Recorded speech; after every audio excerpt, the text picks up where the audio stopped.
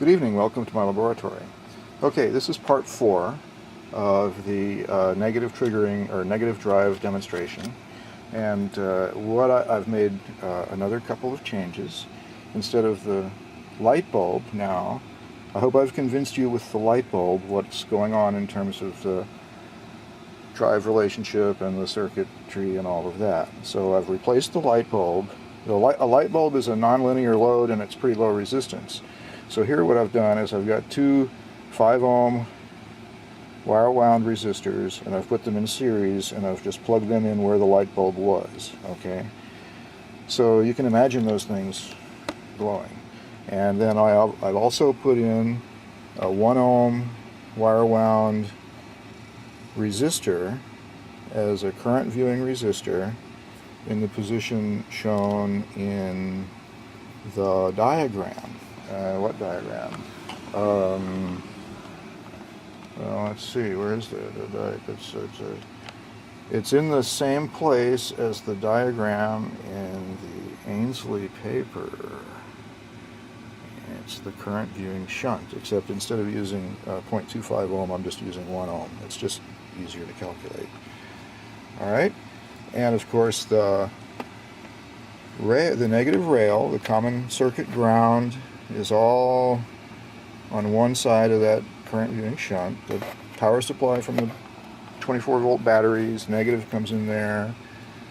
Both oscilloscope probes are there. The current monitoring oscilloscope probe is on the other side of that, the circuit side, which is connected only to the MOSFET gate, right? There's the MOSFET. And the positive supply goes to the current, goes through these resistors and then to the drain of the MOSFET, and then back out the source of the MOSFET, and then to the only place it goes after the source is to the red lead of the function generator and the probe that's monitoring the excuse me, the probe that's monitoring the signal that the function generator is putting out. Okay? Got that? Alright, let's look at some traces now. Okay, so I've put the scope back to where I usually have it, with the B trace up here is the current viewing resistor, and the A trace down here is the signal from the function generator.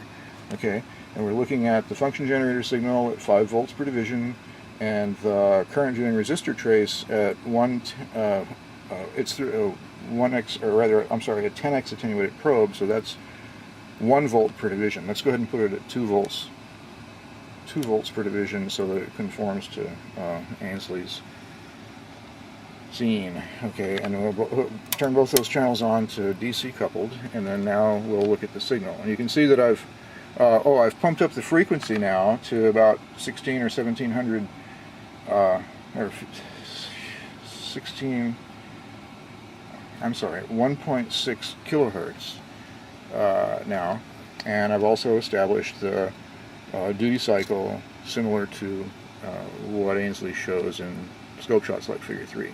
Now I'm going to just turn up the amplitude, right?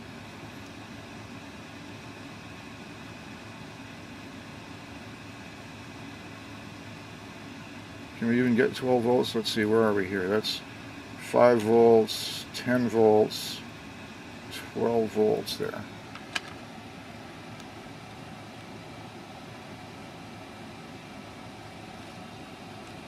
Let me turn that down just a little bit. Okay, turn that down just a little bit. Alright. So now, that's interesting, isn't it? Have we seen this before anywhere, people? Okay, so let's see if we can get a frequency reading on those oscillations. Alright.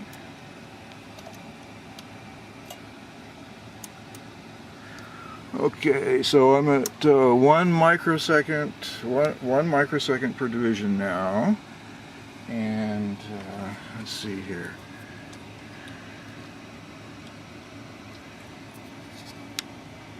I don't use the very end radicals, I just use the middle 8. Okay, so we have 1, 2, 3, 4, 5, 6, 7, 8, 9, 10, 11, 12, 13, 14, 15, 16, 17, 18, 19, 20, 21, 22, about 22 and a half peaks per 8 microseconds, okay?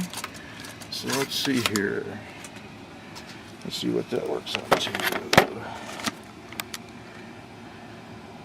On 22.5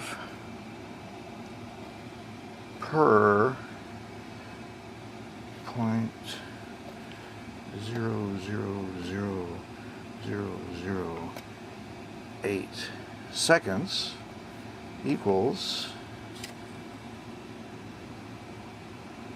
what does that say? 2.8 megahertz, right?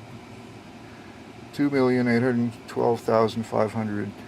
So that's 2.8 megahertz for the oscillations right there that we're generating with one MOSFET and a function generator. And oh, you know what? What can I say? QED.